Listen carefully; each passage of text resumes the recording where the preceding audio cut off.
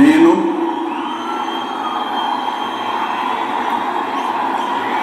నారా చంద్రబాబు నాయుడు అనే నేను శాసనం ద్వారా నిర్మితమైన భారత రాజ్యాంగం పట్ల నిజమైన విశ్వాసం విధేయత చూపుతానని, భారతదేశ సార్వభౌమాధికారాన్ని సమగ్రతను కాపాడుతానని ఆంధ్రప్రదేశ్ రాష్ట్ర ముఖ్యమంత్రిగా నా కర్తవ్యాలను శ్రద్ధతో అంతఃకరణ శుద్ధితో నిర్వహిస్తానని,